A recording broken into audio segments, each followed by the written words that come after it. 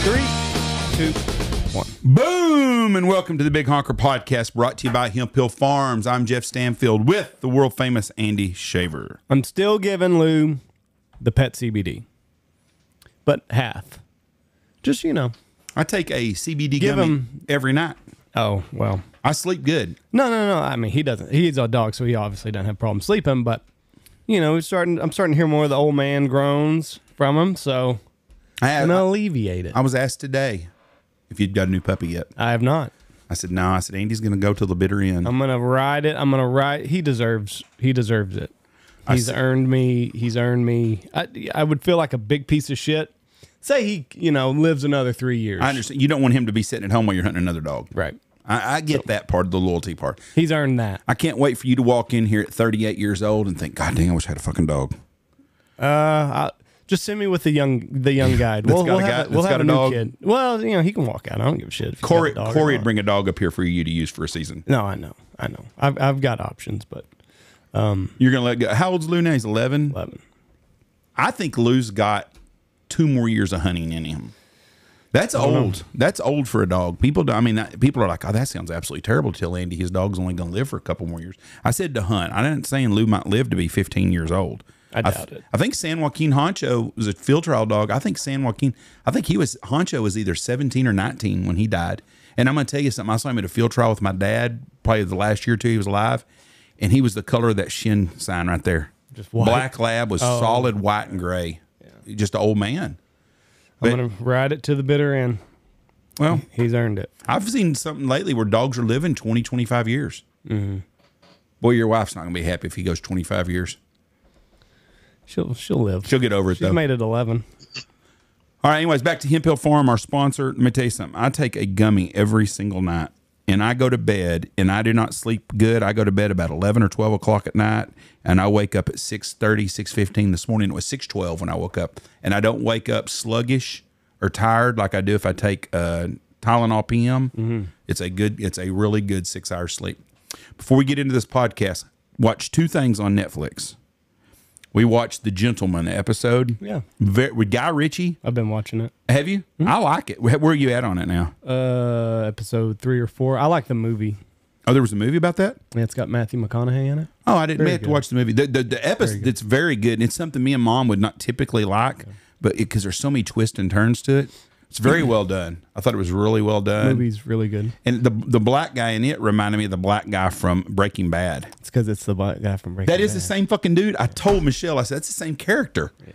That is the same guy. I'll be damned. Yeah. Well, that makes sense. The Loco Polo guy or whatever it was. It's all coming together for you. Good show. And then we watched a movie last night called The Wrong Missy. Have you seen it, Have Austin? you seen it? Oh my gosh, hilarious, that movie is isn't it? hilarious. I'm telling you.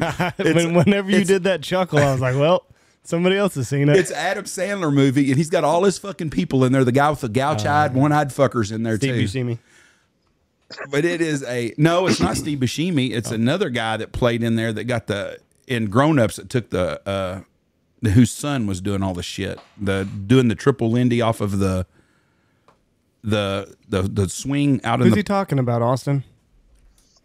He's talking about, what's the other movie with Bobby Boucher, the guy with the one eye that's all weird and Bobby, that's how he talks. He sells ice cream in the Grown Ups when he's running the concession stand. Yeah. The guy that you can't understand yes. on Waterboy? Yes.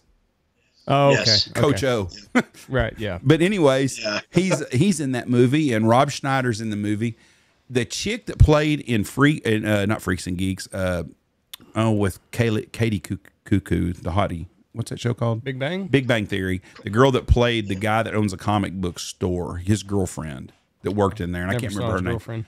When you see her, you'll be like, oh, I remember her from Big Bang. But it is fucking hilarious. Michelle started it, and she said, I watched 3 minutes of it, and I turned it off. She said, Jeff's going to like this show.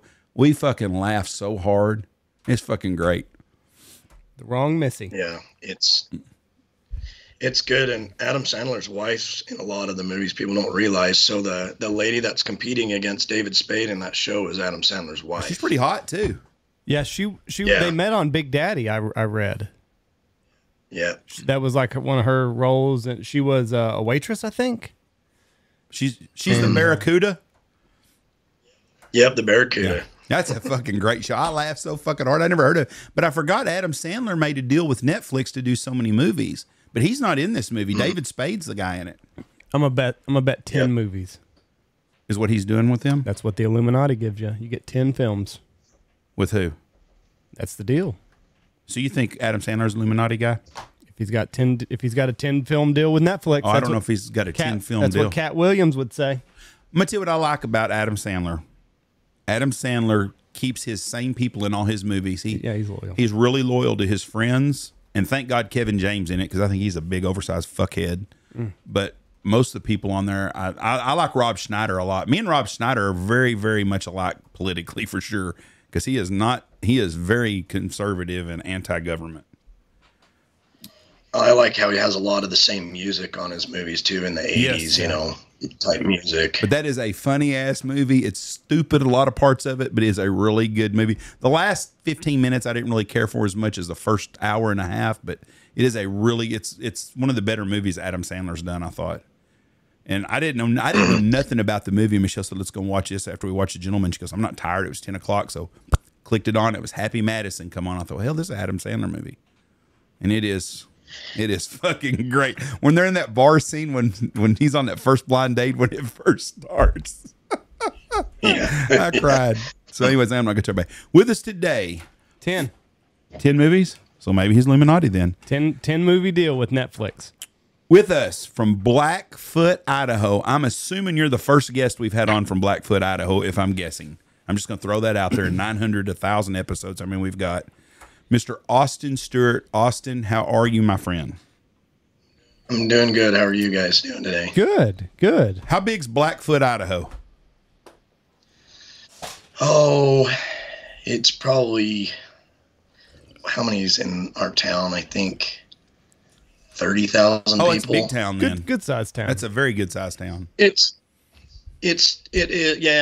feels small town to me compared to moving from Salt Lake area, you know. Pocatello is south of us about a half hour, and they're bigger, and then Idaho Falls is even bigger than that, and they're just a little over a half hour north of us. And are you big are you big enough that you have a Target store? No, we have a Walmart though. That's about it. That's all you need. Fuck, they got them some bitches everywhere. That's all you need. So you're close to Snake River then. Oh yeah, like literally a mile from my house. So it's pretty where you are. It's not like that shithole between Salt Lake and Wendover.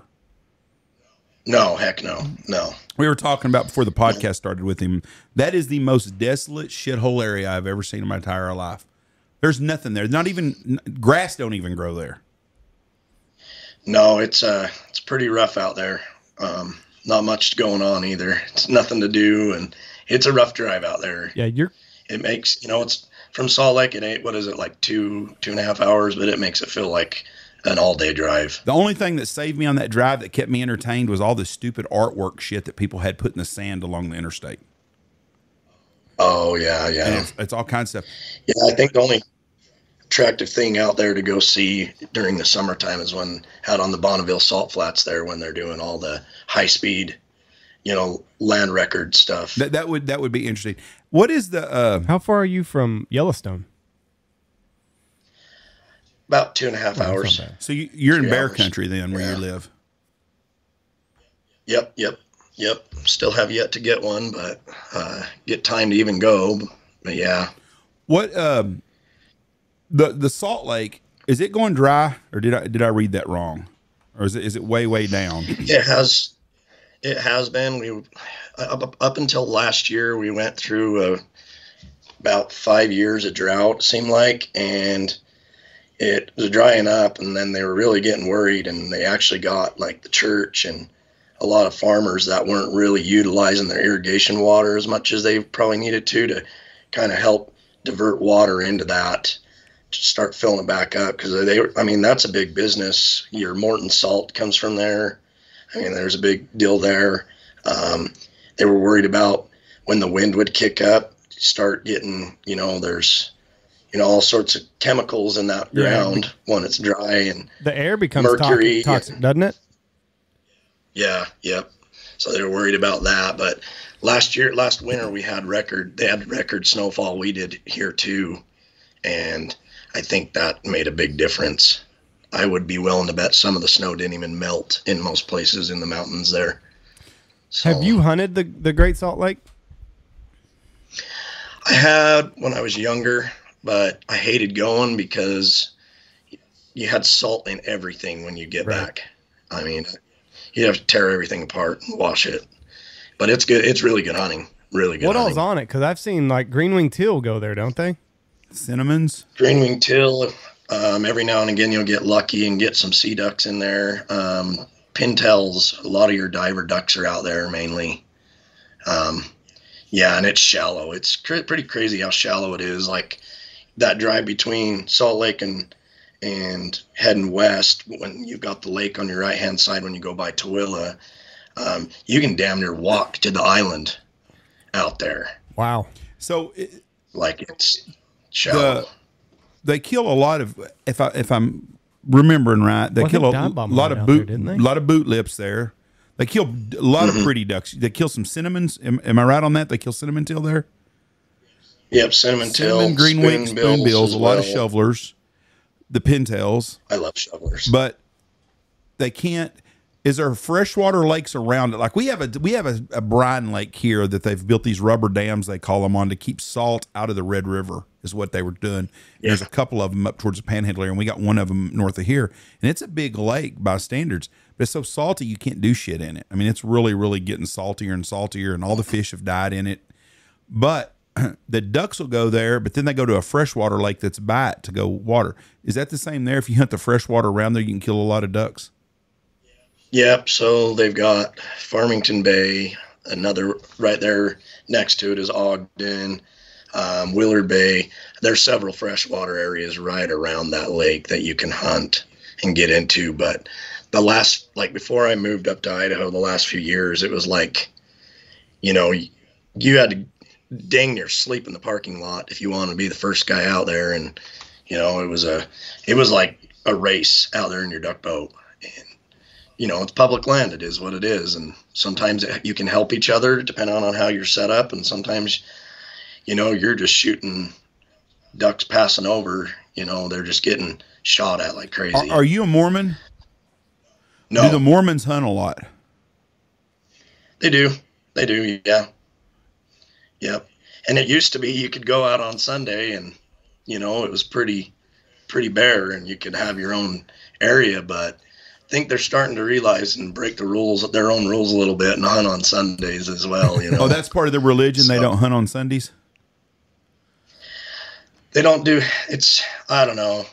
Some of them don't, some of them do. I think more than anything, it's a family time thing. And then like Monday nights is their family home evening. And problem is from what I've gathered is, you start missing church, people start making up rumors. Right. So like I've got a buddy up here, he's Mormon, but during hunting season, he doesn't matter what day it is, he'll hunt on Sunday. And, that's important to him, but it seems like up here that religion isn't so, it's pretty prevalent up here, but it ain't. They're a little bit more laid back. Right. So it's good. That's the rules though. You plank on Saturday, you hunt on Sunday, and don't go to church, and we're going to talk bad about you. Yeah. Was that the Mormon? Was it planking? Was it the Mormons? That's a Mormon. Or soaking. No, that's Amish. It's soaking, isn't it? It's Amish. I no, believe. It's Mormons. It's breaking Amish. No, it's not either. It's the Mormons. I'm telling you right now. Is it planking or soaking? Soaking is what they do. I think it's soaking, and the new one I've heard is bagpiping. What is that? I can't wait to hear this. What is that? Well, they started having a rash of girls coming in with crabs in their armpits. Oh my God. Jesus. Anything to skirt the rules. I'm thinking about these Sasquatch girls with these fucking hairy ass pits. Makes it more realistic, Jeff. Well, that's my thing. It's like, you're still breaking the rules. Just do it. Right. Yeah. Yeah, I don't think you're going to be able to go to. I'm not an expert on religion by any chance. Andy's the deacon, not me. Not a deacon. But can you imagine sitting between the pearly gates and have to explain that you got freaking crabs in your armpits? I had armpit sex. I've never heard of such. That is freaking awesome. Well, there's a guy on TikTok. I can't remember what it was called, but one of the other things they're doing now is it's called a naked party. So they don't do anything, but they all stand there, girls on one side, guys on the other, and then they just get naked in front of each other. They don't do anything else. And that's another one that they've mustered up, you know. God. Honestly, I think they're the reason why Urban Dictionary's got a lot of things on it. Crabs they're making it in up. your armpits. We had we hunted a Muslim guy. Oh, I don't know, 10 years ago or so. And he was from Saudi Arabia. I think he was part of the royal family even. But anyways, he was telling me that, because I asked him, I go, how do you find the hot chicks from the not hot chicks? They got to wear a fucking tin around everywhere they go. He goes, we've got a room where we can have them disrobe so we can see them naked. And I thought, fucking Muslims are onto something here now. That's right. Oh, shit. Maybe I'm a little harsh. Well, I mean, you know, listen, you go pick out a piece of meat at a grocery store, you're gonna do a little bit of window shopping. Just makes sense. Yeah, you don't ever buy a steak that's in butcher paper. You want to be able to look at it. So I would agree with him on that. You gotta do it. So Exactly. I'm gonna bring up something here. You won the Powerball, right? Or part of the Powerball? Yeah. Back in October, I did. So did you do a quick pick numbers, or did you have certain numbers you played? I did a quick pick. You know, you can do the 10 lines and you can do the double play, which I didn't do the double play, but that particular day I bought it on a Monday, and I always do the quick pick. I've read that your odds are better if you do the quick pick instead of pick your own numbers. I don't play it like consistently. Maybe I usually play it when it's up above 800 million or so. And I even felt guilty about buying the ticket that day because money's been tight and we were saving for a new roof. And then I completely forgot about it. The deer hunt was the next day, the opener. So I left it on the seat of my truck. Didn't even look. Usually I'm counting down the minutes to the draw that night and went hunting and had a good day hunting, and then come back to work Wednesday. And my wife, she's usually like, man, we're never going to win. She'll go to bed before they roll out the new numbers. And she called me that next morning and she's like, hey, did you check that ticket? And she's like, I just have a feeling about it. And so I checked and had her check, and sure enough, 150,000. So I went to the gas station I bought it from, and yeah, if it's over 600, you have to go to their headquarters, which is in Boise. It's about 3.5 hours east or west of me. And sure enough, man, tell you what, you don't realize how paranoid you are till you're driving across the state with a ticket, even though nobody else knows about it. And we loaded up the family and the dog and got a room that night. But that particular day, they do, I can't remember what particular dollar amount it is, but they'll do up to a 10-time multiplier until it gets to a certain dollar amount, and then they get rid of that. But it was 3 times multiplier, so I would have won 50, and then with the multiplier it was 150,000. Hell of a payday. Did what number did you hit? You just hit the Powerball? Is that how it works? you probably hit 4 numbers in a Powerball? So I got 4 white. Yeah. I got 4 white numbers and then the Powerball number. So I was 1 number away from $1.5 billion. But you made made 150K. That's all. You can't look at it as what ifs. Exactly. That's a hell of a hit. Because that guy that won, if I would have got five whites, it would have been an automatic $2 million. Without the Powerball. You won 150K. The guy who won $3 is like, fuck, I wish I'd won 150. So Habib at 7-Eleven, when you went to see him, was he shocked when you? Well, yeah, and it was actually at a Maverick gas station in Pocatello, and the girls scanned it, and they just kind of looked at me, and they're like, "You won 150 grand," and we were looking it over, double checking. You know, it's just one of those things you don't believe it's real. Don't touch it. And it's like 9:00 in the morning when all your workers are going in, getting their coffee and their snacks, and they said it out loud, and I'm like, be quiet. Yeah, be quiet. I gotta get out of here. Right? I got a target on my back, lady. So it was pretty hard to stay at work all day and wait to just go home, because I wanted to kind of save my vacation before I took the next day off, obviously, because we were in Boise. But Yeah, and then you go in there and they scanned it, and then they ask you a bunch of questions and just verify everything and take your picture. And I felt like Happy Gilmore with the big check. Like, I asked him if I could keep it. I kept it, took it home. They do let you keep the big check? Oh, yeah. Hell yeah. Yeah. Heck yeah. I'm saving now, that. How much do you lose to taxes? So the federal government takes out an automatic 24.8%. They're the biggest winners in all this. And every time anything fucking happens, they are. Fuck the government. Yeah, and then Idaho took another 5%, so 29.8% total. So I walked away with $105,300. Damn good payday still. Got them. You got your roof paid for. Roof paid for. Our furnace went out that same week, so I had to put a new furnace in. God's good, boy. I don't know what I did right to earn it, but definitely feel pretty humbled. It's pretty cool. Good for you. I saw a guy won $3.8 million in the Florida lottery, and they were interviewing him. And this was like in the late '80s or something, because before all states had lotteries, Florida did. And he won like $3.8 million.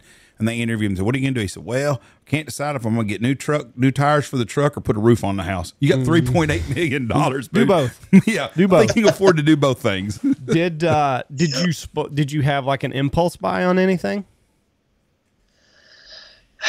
My wife doesn't. She's the frugal one in the family, right. But there's always something for hunting that I could spend it all on. Been trying to talk her into a new kayak, but decided to go a different route and beef up my kayak and kind of modify it a little bit, because I hunt on a kayak a lot up here. I sold my duck boat when I moved up here and got into the kayak and the field hunting more. I wish the hell my wife was frugal. I'm jealous. Andy's got a frugal wife. And you've got a frugal wife. So being frugal, is that being kind? Yeah. Well, we just so our first years of marriage, we were broke, and I don't think y'all have ever been broke. You think you were broke. Someone that grew up poor, I know what being broke and being poor is. Y'all just didn't have excess lavish go to Hawaii money, but y'all always had money. He's meaning responsible broke. Responsible. Like, bills are paid, but we don't have money to go do anything else. Correct. Yeah. Very not fun. And so we recently remodeled our kitchen, and now she's back to the mindset of, hey, we're broke again. So it's going to be a couple of not fun. Y'all are going to the Bahamas in 2 months. We're broke, Jeff. We're broke. I mean, you're not broke. We paid for that before the kitchen remodel, so which looks wonderful. Brett done a hell of a job on it. Yeah, it's incredible what the transformation. But had we done the kitchen remodel and then we would not be going to the Bahamas. So, no new shotgun for Andy this year, which I don't ever shoot anyway. And I've got enough guns, so I don't have any guns. So you got a safe full of fucking guns. Some fuckers, somebody stole every one of them. I have 0 guns. Oh, did you file a police report? Lost them in a boating accident. Yeah, and all the water, the water in West Texas. I can only imagine what it's like having that ticket on your console, in your pocket, and then you're driving to the headquarters. It's got to be the most nerve-wracking, because you automatically, my paranoia would be through the roof. I'd be like, they know. I got a tail from the gas station. How many times you think how many times did you check it between the time you left the gas station and the time you got there? Did you go to the lottery place, or did you spend the night at the hotel first? We got there too late, so we spent the night at the hotel. And the other thing was my 7-year-old boy, he was running a fever that night, and this is the first night I'd ever traveled with my dog to where she wasn't kenneled up at night, and she did really good. And then my 2-year-old wasn't in his crib, type thing. So it was an exciting trip. But yeah, we probably checked that ticket 5 or 6 times. Did you put it in a Ziploc bag? Yeah, and that was the other thing. I knew you would, because that's what I would do. Kind of writing stuff down on it, and I'm like, don't, you're defacing it, like you read the back of it, and I wanted to laminate it like before I left, and then that was the other part is after we got done at the headquarters, we immediately went to find our bank right there in town, and I wanted to go in She's like, no, just go through the drive-through. And then I actually was so paranoid that the check was going to get stuck in the tube on the way up. Oh, yeah. You got to walk that shit in. I'd be the same way. I've always thought if I won the lottery, first thing I'd do is go home and put that son of a bitch in a Ziploc bag, and then put it in a bank bag, and then put it with my gun in my console, and then don't tell Michelle, and then go. Yeah, we're just going to Austin. Yeah. Because she would buy something before we got on the road even. She'd be car shopping. I don't mean shopping for a new car. Well, she'd probably be doing that too, but she would be doing shopping on the internet the whole way. I'd get there and we'd win $150,000 and I'd be $10,000 in the hole before we ever got to Austin. But yeah, and that's the thing too, you know, like it's not a lot of money, but to guys like us, it's life-changing for me because it ended up getting us to where we felt comfortable. We weren't needing to pinch pennies for a roof. You know, I had a hog hunt scheduled in Texas back the January prior. So like then I wasn't worried about the money I was spending on the trip to get there, you know? And so, yeah, for me, it was life-changing. You know, it's funny because you can't remain anonymous in Idaho when you win the lottery. I think if you won the really big ones, they would give you like a week or two to lawyer up and accounting and probably go into hiding because, you know, I didn't think about all this stuff when you win the big one. You got to worry about all these people coming out of the woodwork. But my neighbor was saying, well, you also got to worry about somebody trying to kidnap your kids for ransom. And when he said that, like, it kind of hit me hard. And I was like, well, I don't know if I want to win the big one then, if that's the case, because, you know, I think half of these guys that win the big one, they probably splurge a lot and have the impulse buy whatnot. But I think a lot of them end up going broke because they're probably in litigation so much with people coming after him saying he owed me this and he did this to me. And, you know, they probably just figure, screw it, I'm hurrying to spend it all, so I don't need to worry anymore about all that. Well, I'm telling you, if I won a big lottery, I love my life, so I don't think I would change my life at all here at the lodge. But tough. I'm telling you, February 1st till August 31st, we would have a portable studio somewhere else. Yeah, but you'd have to beef up security at your house. Oh, I would build me a new house in the country With gates and stuff. It'd have to be gated. If you won the big one and you won 1.2 billion with a B, I mean, you're especially like our town's 1,200 people. Our community, I mean, it's not only that. I mean, you got to think about everybody that's going to come from the neighboring cities whenever they find out somebody from Knox City won $1.2 billion. Because, you know, then the rumors start flying. Oh, they keep it in a safe. They keep it under their mattress or whatever. So you're just a target. Well, I would build me a new house out in the country just so I'd have a better security plan. Well, I don't know if but I would have a new deal like that. Mom, I don't want to leave the house. I don't want to unpack it. Our house would be the same way it is now. We just buy new shit for the new one and we go get something out of the old one if we want it. Because I ain't fucking with that shit. That's gonna be y'all's problem when we die. Not only are you a target, but now I'm a target. Your grandchildren are a target. Well, our grandchildren, we're gonna be somewhere in Maine or somewhere in the summertime. But it doesn't matter. With a bunch of other rich fucks. If somebody calls you and says, "Hey, grandchild B got taken. We want $3 million." I don't know about all that. You don't know about all that. How many Hollywood stars do you see getting their fucking kids kidnapped? They got a security detail. No, we're not on their people all the time. Hell, fucking Obama's daughters are fucking going to school at UCLA or USC or what? Well, she's got a Secret Service detail behind her. For the life? Why? Yes. Why? She wasn't president. Her dad was. I don't know about all that. I don't think that George Bush's daughters still have Secret Service detail. I'll look it up. I mean, to me, that's a waste of fucking taxpayers' money. Who wants them little bitches anyways? What do they call? It's not spouse. It's not siblings. Daughters. Yeah, but there's a word. Child. Offspring. Okay. That's what I'll look for. But I just don't. I would not. I'm not that worried about shit. I don't imagine why anybody would want to jack with me. But if I had $1 billion, you wouldn't have to worry about coming to get me somewhere. You'd have to be right where you can find me. Because I would spend half of my year, I would be but see, I'd have to be at Throckmorton or Haskell or Knox City for my grandkids' ball games.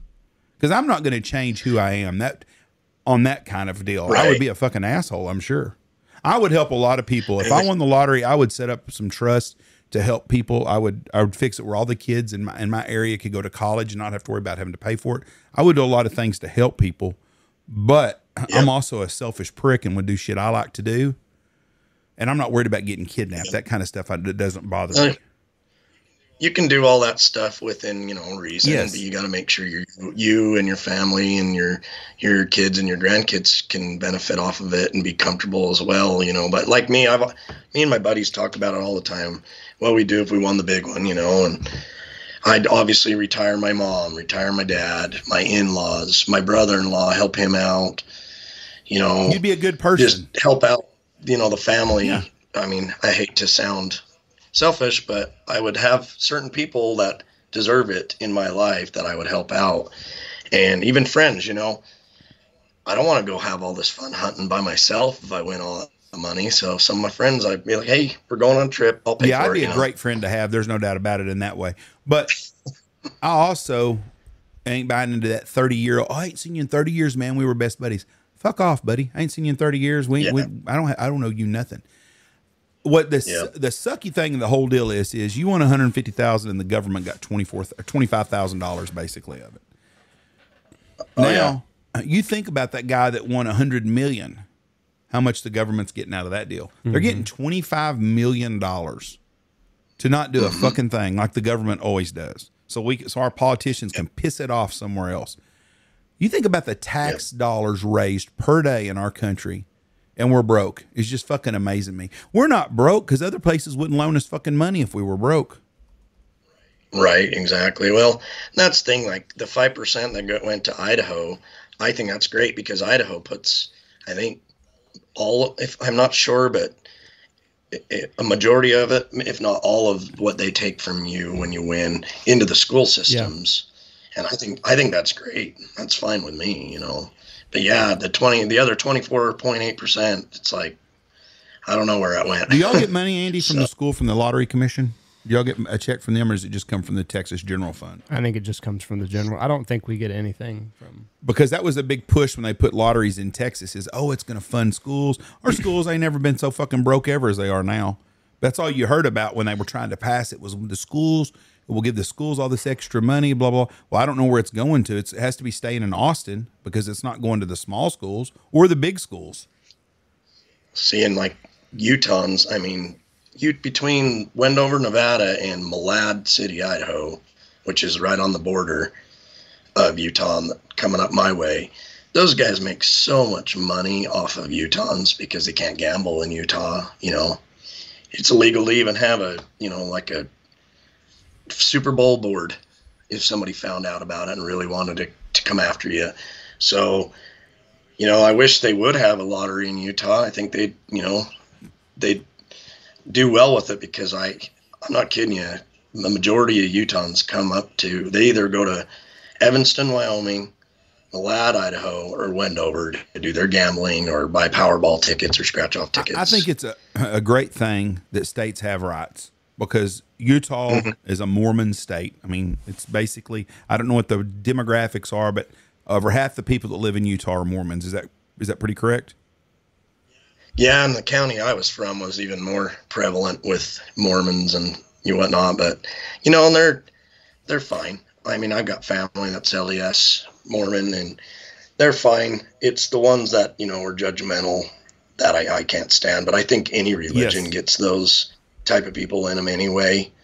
It's just in Utah, it's all about the Mormon religion and the way they act because that's the majority of it. But a lot of my neighbors were LDS and they were fine. They kind of just stuck to themselves, to be honest, And it's funny because when you move into a town or a neighborhood that's, got a lot of Mormons, the first thing they do is come over and introduce themselves, and then they ask you if you are LDS, a lot of them, and they'll bring food over. But once they find out you're not LDS, you usually don't see them again. So. But see, that's my point, though, is that Utah is made up predominantly of Mormons, so they should be able to have the lifestyle they want to have, and it's no gambling, no drinking, or whatever they have. I don't know if Mormons drink or not, but that's their religion, they're right.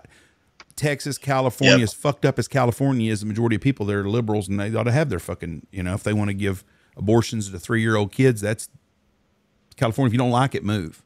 And that's one thing. That's one thing I like about our country is Texas is they're really pushing now. The big rumor is they're wanting to build a big casino in Dallas. The guy that owns the Mavericks is the guy that owns the Venetian. I believe Sheldon Adelson bought the Mavericks. He's a big Trump guy. He wants to build a casino in Dallas. Well, I don't think it's fair for Dallas to be able to put casinos in without it being everywhere in the state of Texas. Right. I think if you're going to pass it for Texas, it should be good statewide. Well, I can't imagine the Indians in Oklahoma are going to be lobbying the hell out of that to end that because WinStar will go away. Mm-hmm. And it's the biggest casino in the world is on the Texas-Oklahoma border between Oklahoma City and Dallas. I think it's 2 miles long. It's huge. Well, it's bigger than the MGM Grand in Vegas. If they do that, they'll be out of business. So I think Texas eventually will get gambling. And we may not ever. I don't know. But and it don't matter to me. I just wish the hell Oklahoma closed their casinos and moved them farther away. That way I wouldn't even go. Because if it was just another hour, I would never hardly go. It'd be almost too far to drive to. Let's talk about Austin, the taxidermist now, because we've gotten way off track here. Oh, so I looked it up. Secret Service, kids get it until they're 16. Former first children. So the Obama kids don't have any. Okay, so why the fuck are you going to mess with a fat guy that won $1 billion in Texas when you could go get them little gals? Sure. I mean, that'd be a lot more to get out of them than anything. But you get Big Mike on your ass then. Presidents get it. Presidents and their spouses get it a lifetime. Former presidents, if they choose, VP gets it for an additional 6 months after they leave.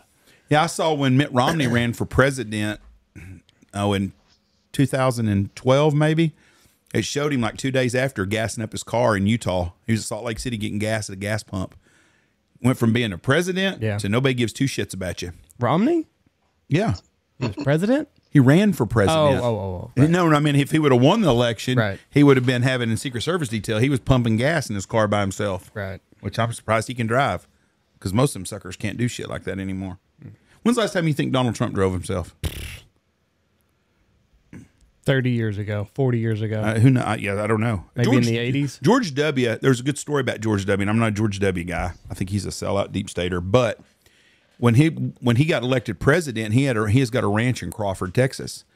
And they wouldn't his neighbor had a helicopter. He flew a Robinson helicopter, and they wouldn't let him fly it no more. And they said it's a no-fly zone. The president, blah, blah, blah. He was bitching at the Secret Service. I've been here my whole life. That guy bought a ranch 10 years ago. Now I can't fly my helicopter.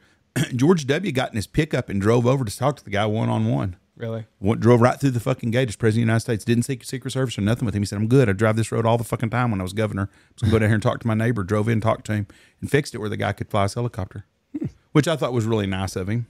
Yeah. Anyways, Austin, you are a taxidermist in Idaho. Do you do ducks, geese, big game? What's your specialty? When I was in Utah, I had a buddy from South Carolina come out and show me how to do birds and worked on them, but they're just not my thing. He hates big game or, all your mammals. He'd rather do birds, and he can whip out, 3 in a day, and it's good money in it if you're doing that. But it just wasn't for me. I like the big game. So I do, like your North American stuff, your mule deer, whitetail, moose, buffalo, elk, your smaller stuff, coyotes, this and that. Since I've moved up here, it's been hard to kind of get back into the swing of it with working another job as well. And I did that in Utah also. I've also added 2 more kids to my family. And so I feel guilty when I go out there and work, when I come home from work and my wife's been home with the kids all day. And, but I enjoy doing it. It's definitely, something I never, when I was younger, thought I'd see myself doing. I actually got into it, because my mother-in-law was thinking about going to taxidermy school. She loves all the taxidermy mounts and stuff all around the house. And so I started looking into it, and I went to a 2-week school. They had a 5-week one in Montana, but I was like, I can't take that much work off. And the 2-week one, I was able to swing it with my work schedule and do it in the evenings and, do it until about 10 o'clock at night and then go home. And tell you what, though, the school, it gets you excited about it. You learn some basics, but I've learned some other taxidermists along the way, tips and tricks, and Because there's a few times I'd right out of school, I'm ready to go, you know, and I'd take on a mount, and then I'd get into it, and I'm like, wait, what am I forgetting here, you know? And in a taxidermy can be scary because it's not like you're building something and you can just tear it apart, right, and fix it again. Like if you screw it up, you're done. Like it's somebody's memory. It's not something else. So I enjoy it. I've got a buddy here in town that moved from Utah as well, and he does it full time. He's got quite the deal going. He's an amazing taxidermist, and he told me when I was starting out in it, he said you need to get thick skin right away because you're never going to make everybody happy, and that's hard. That's a hard one to grasp because I don't do it as much as he does, so I think I get attached to everyone that goes out the door more than he does. It's just he don't even look at the racks on him anymore type thing. But me, I'm still over here like, oh hell yeah, you know, this is awesome, you know. And so yeah, I enjoy it. It's good. What's the hardest animal you've done? I tell you what, I don't like doing mule deer. I don't know why. I'd rather do an elk. They are bigger. There's a lot more work involved, but my elk always just, not to, you know, brag it up, but my elk always come out looking good to me anyway. And I just stare at my deer, and I guess as long as the customer's happy, that's one thing. But then you got other eyes looking at it when people come over to their house. And mule deer for me are hard. They say antelope's harder.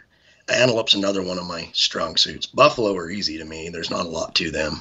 They're big, but there's not a lot to them when it comes to putting them together and the details that go into them. What about the small varmints? Like I saw the other day, I saw a black coyote that had been ran over, and I really thought about going and trying to pick it up to get mounted because I've always wanted to get a coyote mounted. I've never had one.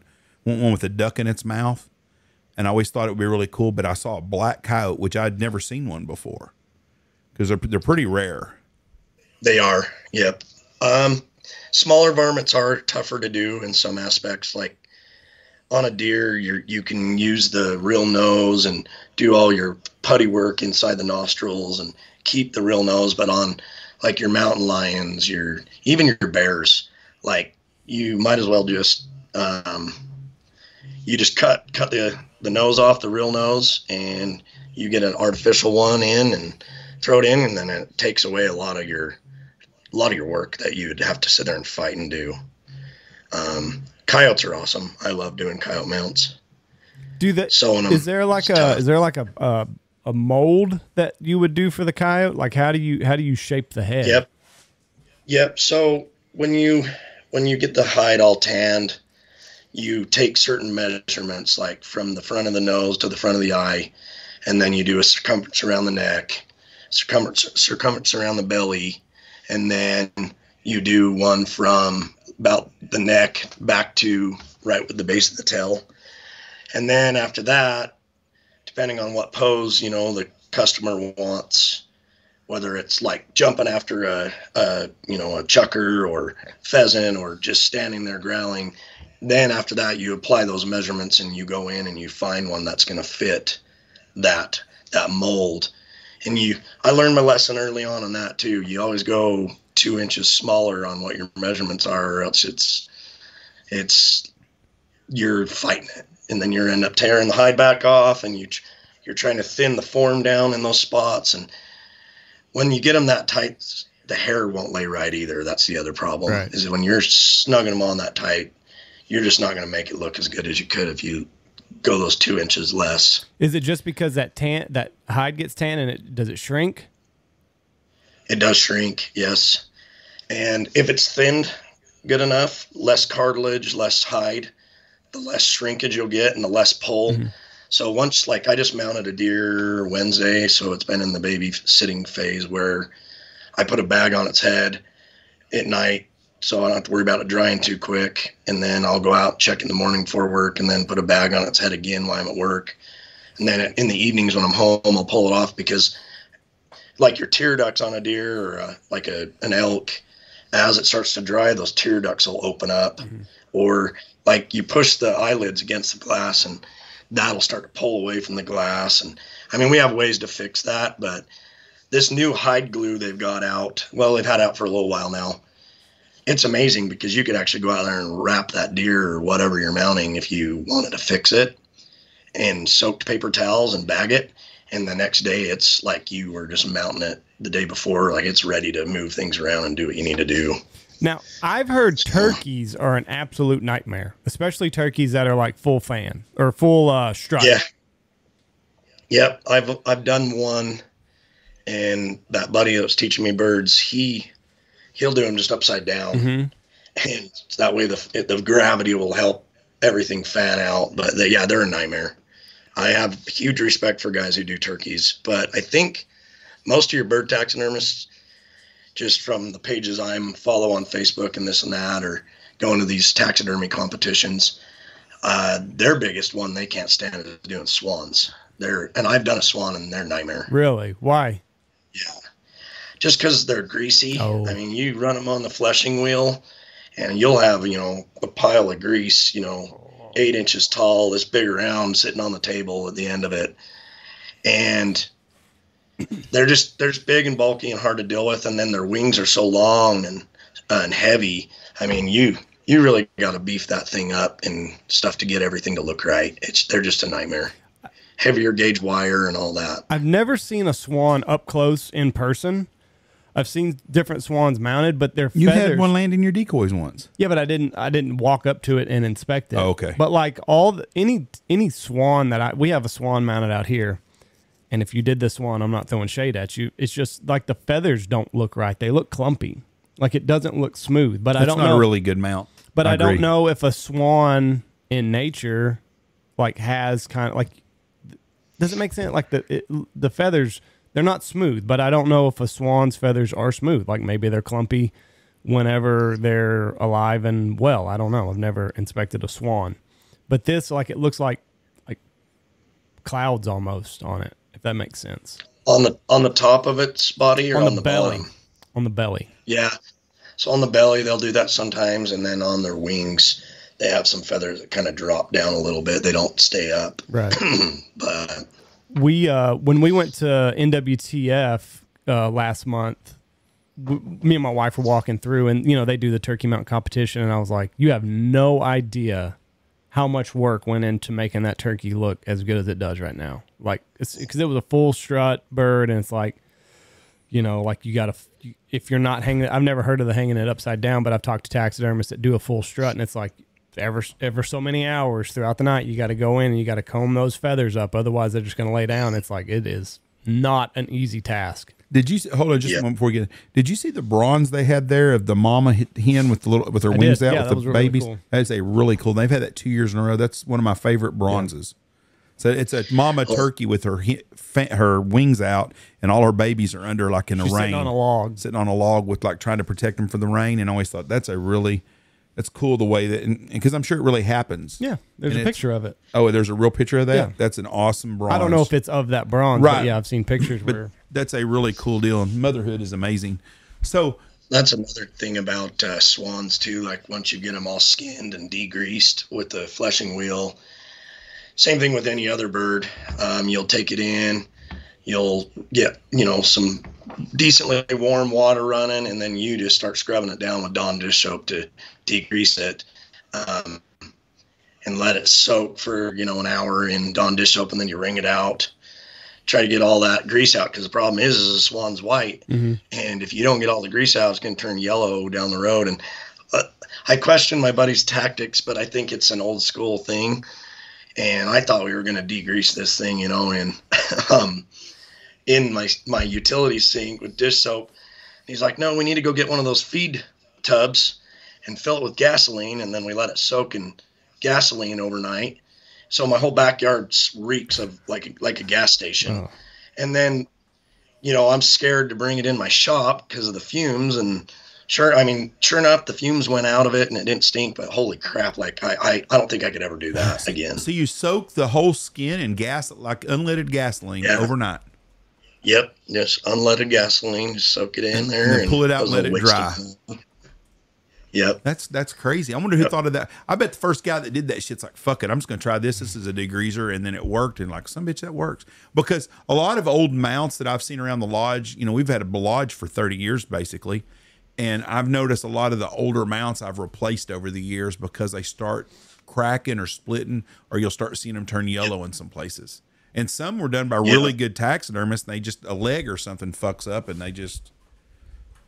Yeah, that's sadly, you know, a lot of guys like just straight European mounts of stuff anymore nowadays because it costs less to get done.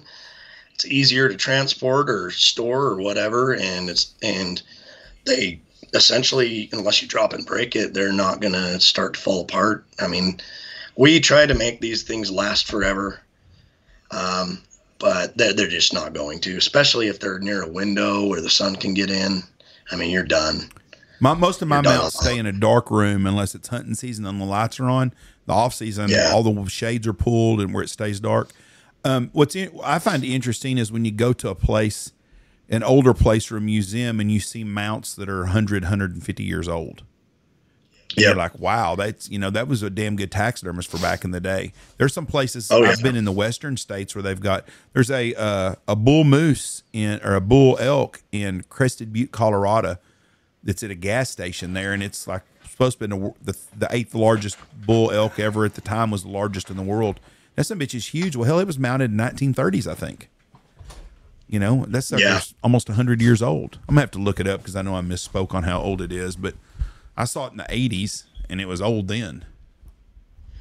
Yeah, back then, you know, they didn't have these forms that come with pretty much a lot of the detail. We still add a lot of detail in them, you know, like your veins and your clay and your muscles and all that. And if they got their head turned, you got the wrinkles in the neck. They don't come with that, but back in the day, I mean, they were doing it with they build a wood frame, and then they just started using paper mache and cardboard, all these crazy things. And so it fascinates me to see a lot of the older stuff too, as well. When you go into a small town and that thing's got cobwebs hanging on it, you know, but it's, you know, it was mounted 100 years ago or so. And it's impressive to me that they were able to do something like that. Yeah. Back then, you know, because right now, I mean, we've got all the tools in the world, and it's only going to get better. And they, you know, besides some of the detail, they look pretty dang good. The elk in Crested Butte was shot in 1899, and wow. And now they may have taken the horns and put a new cape on it. They could have done that. I don't know, but it's 1899, so it's 125 years old. I have had to do that too, where they wanted it remounted. It was their grandfather's, and you got to find the right cape for it, you know. And I've had to do that. Another thing I think is interesting about taxidermy, it makes me wonder how they figured it out, is supposedly every animal out there, the brain is just big enough to tan the whole hide on every animal. So it's called a brain tan. Yeah. Makes me wonder, and I know the Indians, you know, the natives, that's probably where it came from, but it makes me wonder, like, how the hell did you guys figure that out? You talking about the brain matter? Yeah. Yep. Yeah, pull the brain matter out of the skull and spread it over the hide, and it tans it. Yeah, we had Tom, what was his name? Tom Brennan? The guy that's on Mountain Men, the old man Tom. We had him on the podcast a couple of years ago, and he had he tans, and that's what he used the brain matter to wash it out. And I think that was come down from the Indians, how they tanned the hides. You know those squaws. Yep. I don't know if you can say squaws these days, but that's what they were called, was squaws. They used to chew the hides with their teeth to break down the sinew in them, and that's how it made them soft. That's why they didn't have no damn teeth. You didn't know that, Andy? It's crazy. That's why the Indian ladies were all gummers. Because they just worked their teeth down, gumming the hide? Yeah, they would chew on the hides all day long to break them down. Look this shit up. We always want to argue with me. I don't buy that that's why they lost their teeth. That would strengthen their teeth. Huh? Yes. To chew on hide all day long? Yeah. I think you're crazy. You just work. That's why our ancestors had such great teeth. You never went to orthodontic school like I did. It's because they chewed uncooked meat. Well, they didn't gnaw on a fucking elk hide or a beaver hide all day long. So their jaws were impressively big. The Indians were smart people. Here's where we screwed up. The Indian men hunted and fished all the time and fought and had sex all the time. The women cooked, cleaned, moved shit around, did all the work. Yep. And They were nesters. And the Indian men were smart enough to keep them home chewing on beaver all day long, so they couldn't talk to them all night. So they were kind of quiet at nighttime. Pretty good system, if you ask me. We screwed that all up. Well, it was all hands on deck just to survive. Yeah, it'd be a terrible. Wasn't no grocery store to go to if you ran out of something. No. Like everybody had a role and everybody had to execute their role or you were not going to make it from year to year. There were so many cool things the Indian did, like the brain and all that stuff. And you know, they figured it out by accident, had to have. But so many things. But then there's so many things about the Indians that amaze me because they never invented a wheel. They were still dragging shit around. If North America was still here today and we'd never been here in 2023, the Indians would still be dragging people around on sticks behind a horse. I bet they'd have figured it out. Well, they were pretty late to the party when they did. Yeah. I mean, I agree with that. There was not much industrial age with Mexicans, with the Indians. But it's amazing the stuff that we do learn from them that they were so ingenious about. Mm-hmm. Like the obsidian, is what they call that rock? Yeah. You know, that was like a scalpel. Yeah. Super sharp. Yep. Well, and what do they use? I seen some guy on TikTok and he'll do everything from start to finish, just like right in front of you. What's they melt something down for it to, for the blade to stick to an adhesive? Yeah. I can't remember what it is. Probably some kind of sap from a tree. I was going to say it might be tree sap. Probably pine sap. Yeah, I think it is pine sap. They boil it and get it really, really hot, and it creates like a paste. And then they get a notch in the stick and then put that obsidian in there, and then it's like pine tar basically. You know, there was a bigger market for maple sugar than maple syrup at one time. Really? You had to boil the syrup past the syrup point till it become a sugar. You know, someone did that by accident, wasn't paying attention to the deal. Someone's like, by God, you're going to eat that shit regardless. You ruined it. And they're like, oh, it's pretty good. But yeah, maple sugar was a thing at one time. We did that in Costa Rica. They put sugar cane in there, you work it out, and then you basically have sugar water. We obviously didn't stick around for making refined sugar, but we drank the sugar water. So they boil the sugar cane? Yeah, I think they get that water, the juice that comes from it. It basically like goes into a wheel. It's got two wheels that, you got this much clearance through there, and you just work that sugar cane through there on a you just work it through there, and then all the liquid drips into whatever vessel is going to catch it, and then they boil it off, and you get. And that's where you get your sugar at. Yeah, you get the grains. Yep. It's not going to be white, but that's got to go through another bleaching process. But you'll have raw sugar.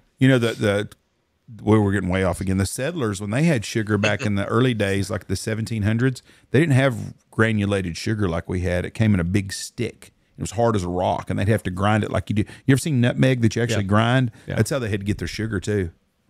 That's why people were skinny, too. They worked all day long. It was too fucking hard to have sugar. Way too hard to get sugar. Yeah, like, fuck that. I'll take my tea plain.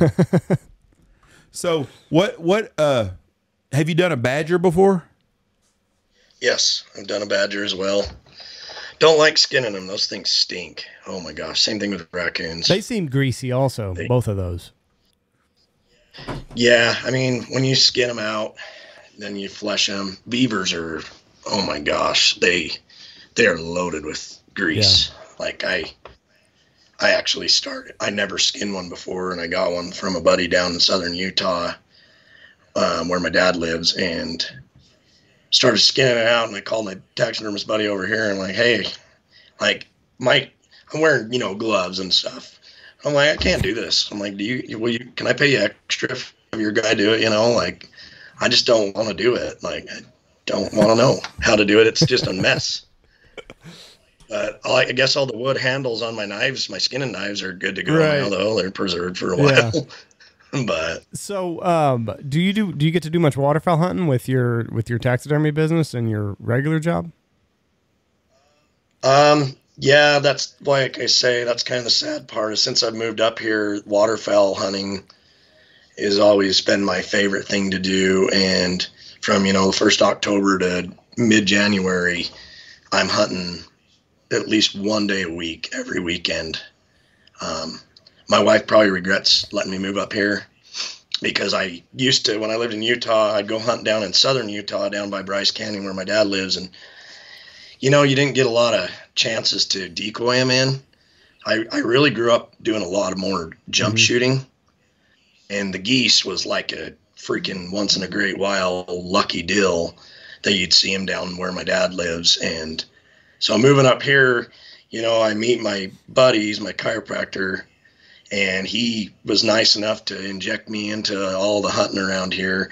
And me and him, you know, we're together every weekend, and we talk almost every day, and we're scouting every evening after work. And we really kind of gotten into our own little deal, and we got another buddy that hunts with us too. And so now, instead of being gone for a weekend like I was in Utah hunting for a weekend, you know, at least I'm home by noon, you know. And then she's kind of like, here you go, here's the kids, have fun. Right, you know? yeah. So what's the hunting like where you are now? Is it creeks and rivers, or is there field hunting where you are?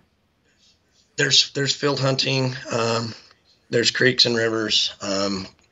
We've got a little spot on the river where we float our kayaks, and we'll float like decoys behind us in our ice fishing sled, and I've got my dog on the back. We'll paddle out and set up, and you get some wood ducks, golden eyes, mallards, pintails, shovelers, widgeon, lots of geese. But the field hunting is my favorite, and it was always my dream, you know, to hunt mallards over corn. And the last 2 years I've got to hunt here, we've got a couple of cornfields that we get to hunt. And I mean, you got geese and mallards coming in, and that was pretty cool to cross that off the bucket list. Is it, do they leave anything standing for you, or is that at the time of the year where they chop everything? They chop everything depending on the farmer in the field. They'll leave it, you know, waist high or more. Some of them they chop it and till it in. And sometimes you'll get to hunt it before they till it in, and then the next time they till it in. And then the worst times is when they go out with they've got like a dairy right nearby, and they go out there and clean out all the shit, and then they go spread it out in the fields. And I've got a weak stomach in the morning, and my buddy laughs. Every morning I get out of the truck, I'm dry heaving for the first 10 minutes. But the geese seem to love it. I don't know why. We hunted standing corn in Ontario with St. Lawrence River, or with St. Lawrence Outfitters. Freaking insane. They'll go a couple rows back, and that's where you sit, and the hide Easy was hide. unmatched. I mean, you walk in, it's done, you put a chair down, and then they ran 5 dozen decoys, 6 dozen one day. I started, you know, putting decoys out, and evidently I was putting too many out, so they had to slow your roll there, buddy. had to rein me in. Listen, it's early in the season. I don't need to be throwing both bags out yet.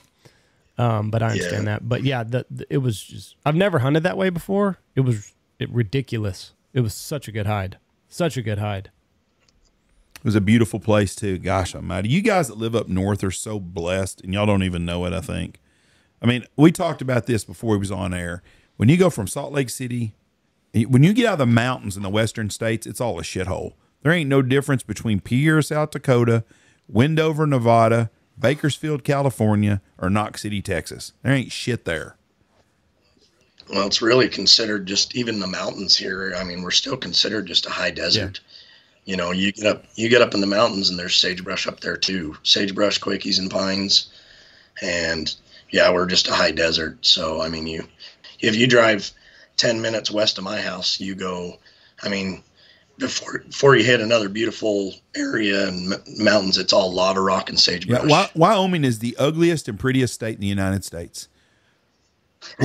It's windy there, it's fucking a shithole. I mean, I'm not talking about the towns. I'm talking about if someone dropped your ass out of a fucking plane and said, you got to live here and, you know, for the next 10 years, you better hope to hell them winds can carry you up to Yellowstone where it's pretty. You might get eaten by a grizzly bear, but it's pretty. Yeah.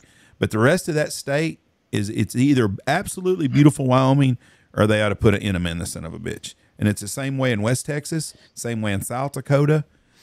But it's so rugged and beautiful in some places. But man, Montana, I'm sure, has some places that aren't so pretty. South of Plentywood, Montana is not a lot to look at next to North Dakota. But it's a beautiful, beautiful state. But yeah, my brother-in-law lives in Dillon, Montana, about 3 hours north of me. And that's a pretty town. Problem is with, you know, these beautiful towns, they're either too expensive because everybody wants to live there, or there's no work there. You know, you've already kind of had to been grandfathered in, it seems like, to do well and live in an area like I that. saw where Steamboat Springs, Colorado. Did we talk about this on the podcast the other day? Steamboat Springs, Colorado is trying to hire a what's the HR department? What that's called? Human resources. Human resource department for the city, starting out at $160,000 a year. They had people apply for it. The 3 people they tried to hire all turned the job down because they can't afford to live there. They can't find anybody to go live in Steamboat Springs and make $160,000 a year.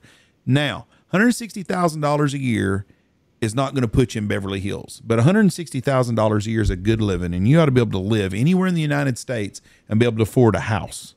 Not in Steamboat Springs, Colorado. Not in today's society. Not in Lake Tahoe, California, because we talked about that when we were out there. That was one of their problems is they can't get help to work anywhere.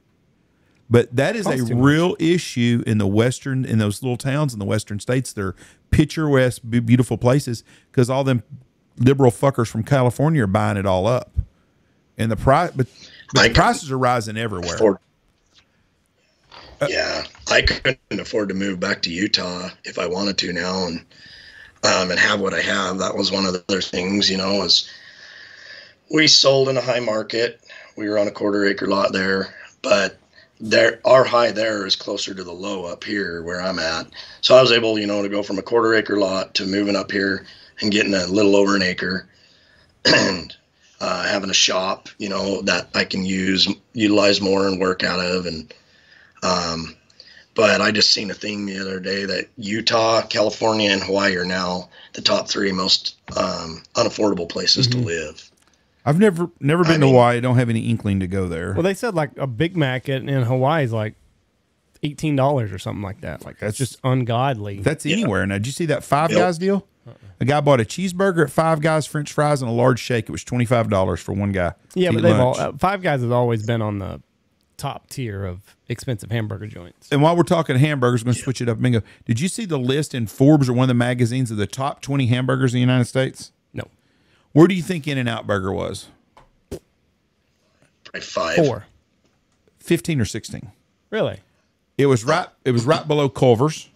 Okay. Whataburger was 11. Okay. McDonald's was 8. Who the fuck thinks McDonald's has a good hamburger? Well, just convenience and price, probably. That's why their statistics are going off of that. Quarter pounders are good.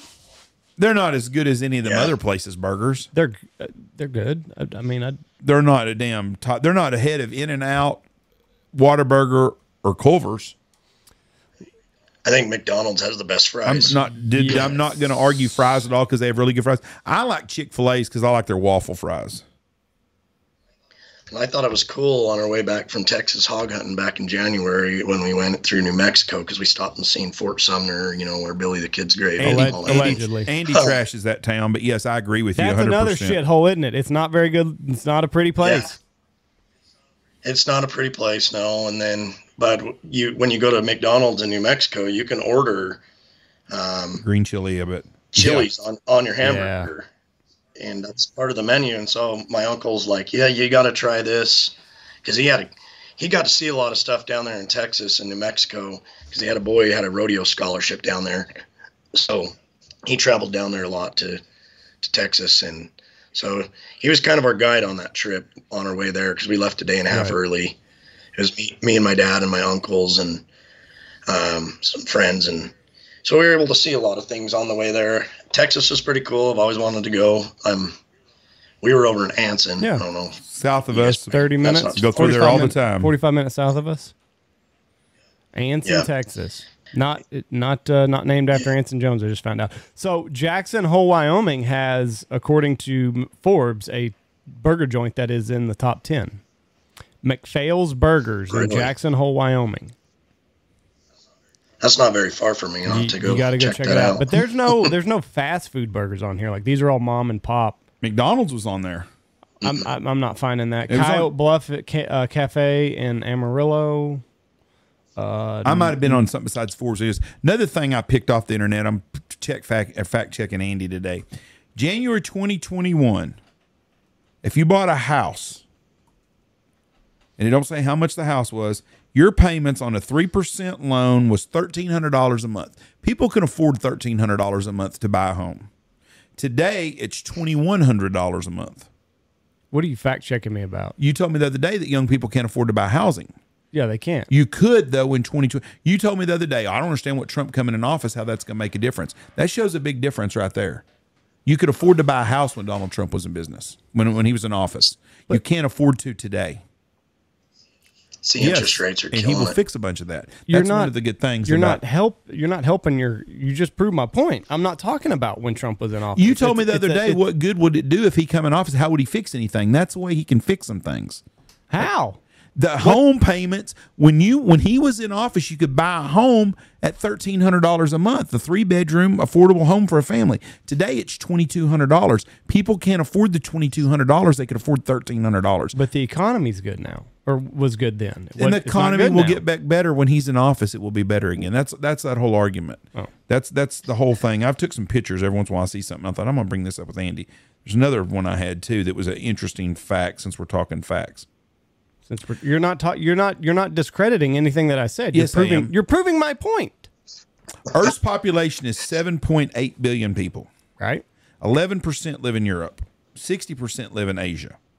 49% of the people in the world live in villages. 51% in cities. Which language do you think is the most spoken language in the country, in the world?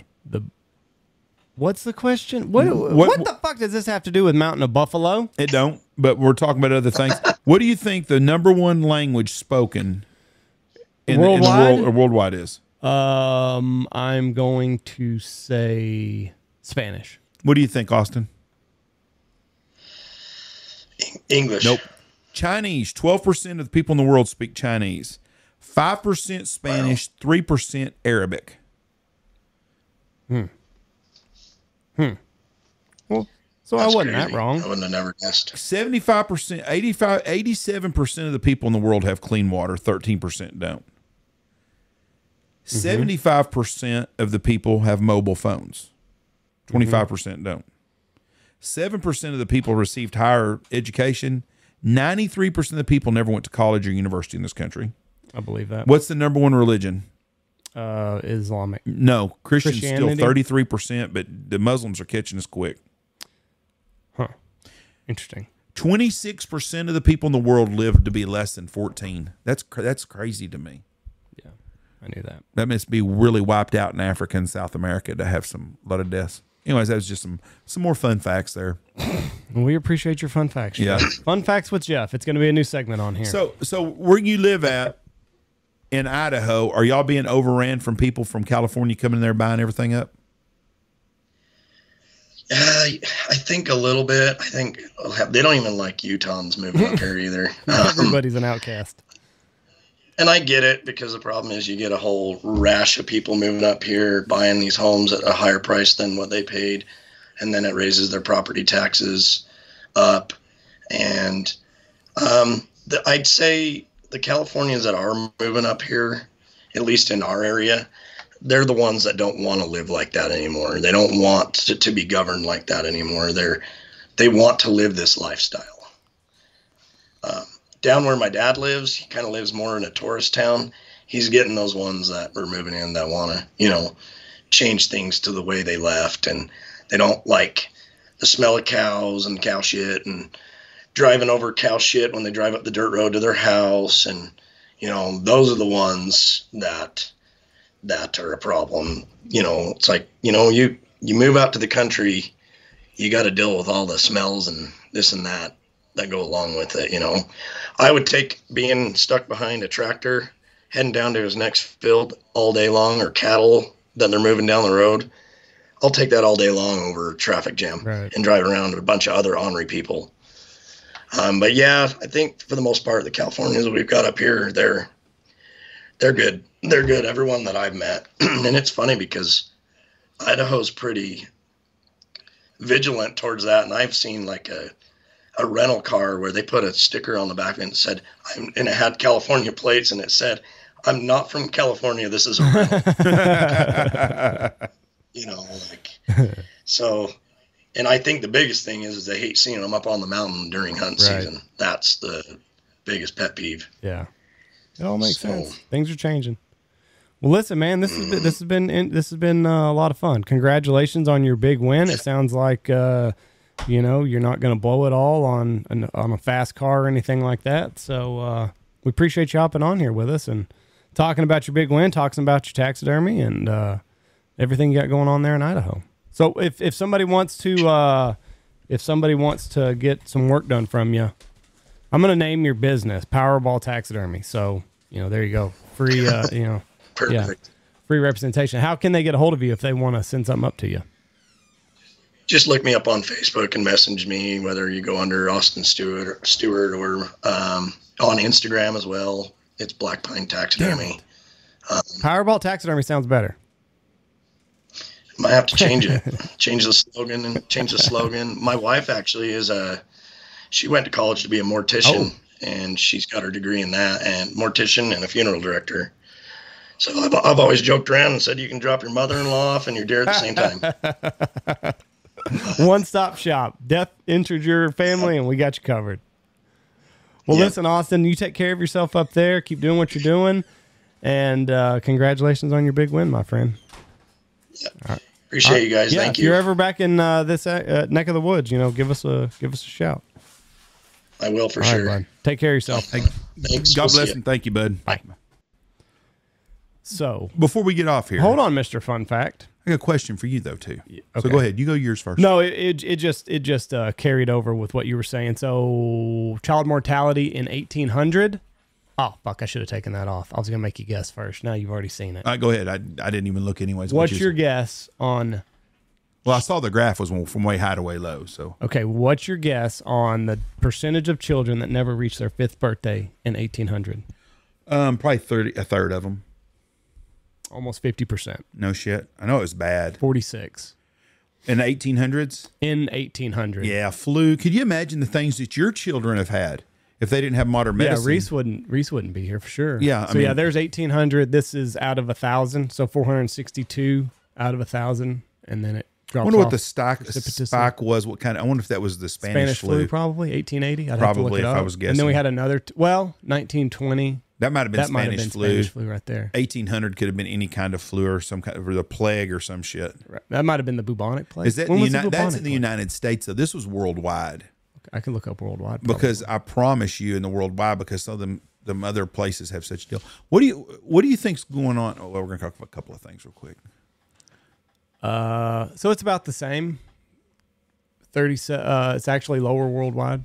Well, it should be with UNICEF and all the places that give money, not the Red Cross, bunch of thieving. But bastards. I mean, you got to think about it. There was not a whole lot of difference in third world countries and America in 1800. No, we were a third world country. We just a little bit more modernized, but not much. We had a little more law and order. Right. But I mean, there was not a big distinction between America after the American Revolution in, that graph, the late 1700s, early 1800s, and the rest of the world. Like everybody was pretty much on par with one another. Yeah, the World War II changed a lot of that because you had a lot of those European countries. I'm sure lots of kids died during the war. Tons, because all collateral damage. One thing about the gentleman that I really like, I like the pomp and circumstance around English living. Like the tea and all that stuff. I have tea, I had tea this morning. That Jeff character, he's out patrolling the land and he's like, well, I usually take a cup of tea about this time of day. I think that's pretty much English tradition at 3:00. I think they do that today. Right. Me and Mom were watching. But that's just interesting. I didn't know they put milk in their tea. I don't know. Yeah, I'm not a cream guy. Somebody Feed Phil, which is one of our favorite shows with Phil Rosenthal on Netflix. And he goes to Scotland. Mom's all in on Scotland now. Yeah. And then they stop and do their tea every day. And it's a lot of traditions. Yeah, I don't understand. Not pomp and circumstance, it's tradition. I don't understand how the royal family gets a free pass on everything, though. Still, to this woke world we live in, how they get a free pass on shit. Mm-hmm. I just don't get into the celebrityness and all the queen stuff. And they're just a rich fucking blue blood family that's robbed and pillaged the whole world, and they're still living off of the funds of it today. They figured it nothing out. more than being born into it. I mean, they haven't ever accomplished anything. I think you would like Peaky Blinders. I'm gonna have to try back and go back it. and rewatch it. What do you think? What I'm gonna give a prediction here. I read an old comment, old memories of mine on Facebook today, and boy, I called some of that shit happened during the COVID deal. I had some of that shit pretty right, and I was wrong on a few things too. But I'm telling you right now, if you go to the Dominican Republic on vacation, you're a fucking fool today. If you're going to Punta Cana, yes, they're right. just an imaginary line between the two places. Right. There's no way in hell I'd go to the Dominican right now. Oh, Haiti's fixing to explode. sounds like it could. I think a lot of the pedophilia shit is all starting to come to a head, and all this, the Clinton Foundation and all that shit, and all this deep state stuff. They're losing it little by little. I don't know about that. Well, I do. They're going to start eating their own pretty fast. Pretty damn fast. Kind of a bad analogy for your Haiti topic. What? 'Cause there's cannibal groups running around. That guy's name's Barbecue. I don't know if he's a cannibal. That's the headline. Cannibal groups are terrorizing Haiti. I don't know. Here we go again, Jeff. I'm not disagreeing on it, so we're not arguing on this. I just don't think that's what's going on. I mean, if you go to fucking Haiti, you've lost your damn mind anyways. But Haiti is a perfect example of the Clintons and deep state getting involved. George Soros, all that money raised, where the fuck did it go to? A cannibal gang and its barbecue leader. India Today.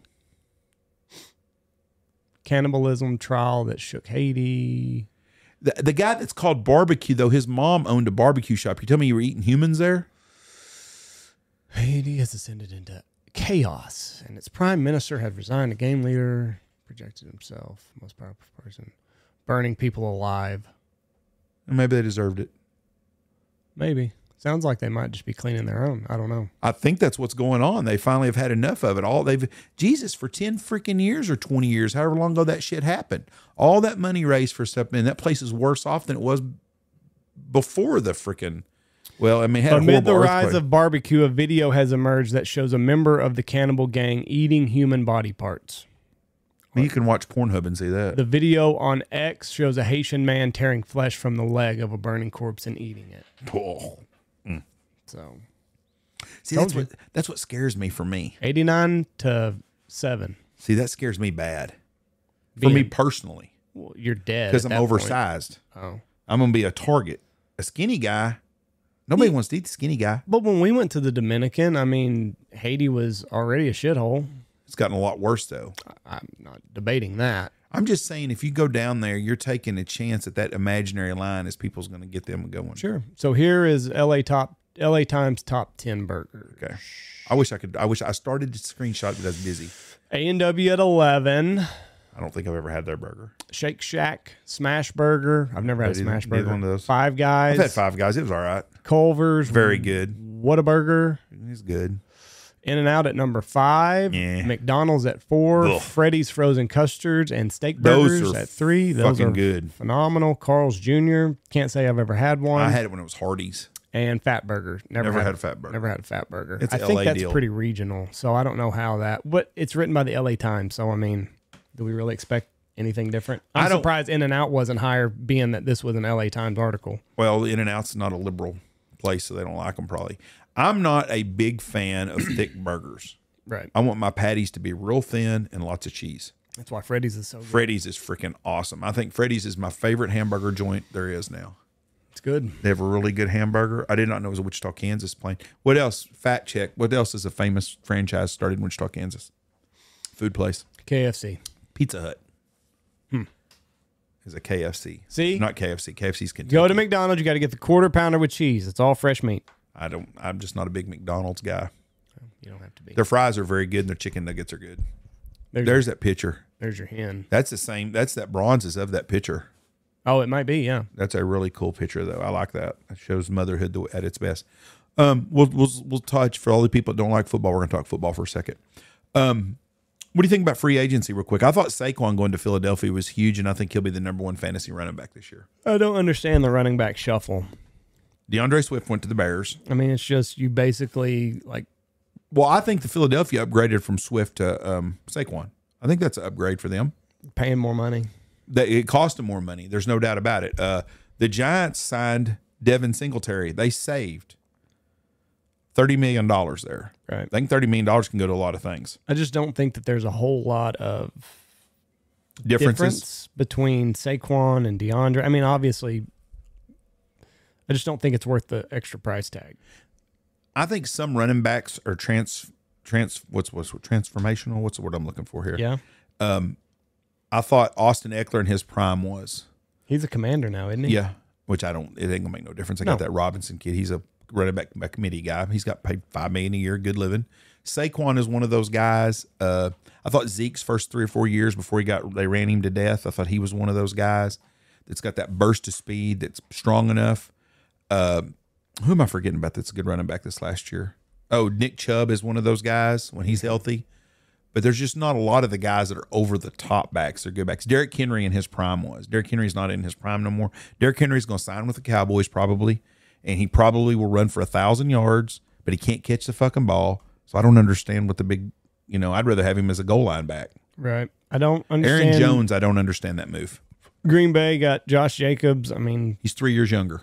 Oh. And in running backs, that's a big deal. I guess. Like I said, the money's not much difference though. Right. And I think Aaron Jones will do good. I think that the kid that went to the Texans this year? Yeah, who'd the Texans sign as running back? I have no idea.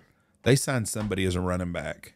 No. I know what I'm thinking of. I'm thinking about Bijan Robinson. With Kirk Cousins, if they use Bijan Robinson like they did Dalvin Cook, Bijan Robinson, who I thought would be really good last year, I don't think they used him right. Yeah, will do really good. I didn't understand the Cowboys or Tennessee signing Tony Pollard. I did not think he was that good at Dallas. I think the when he got hurt really affected his career. I don't know who's winning free agency. I thought that I don't really think anybody has. Carolina's lost. Buffalo's lost. I mean, for Carolina to give up Christian McCaffrey 2 years ago and Brian Burns, the best defensive player in the NFL, debatably he's a top 5 guy, and to not even get a first-round draft pick back is stupid. Yeah. And I'm surprised Justin Fields hadn't been traded yet. Yeah, I don't know.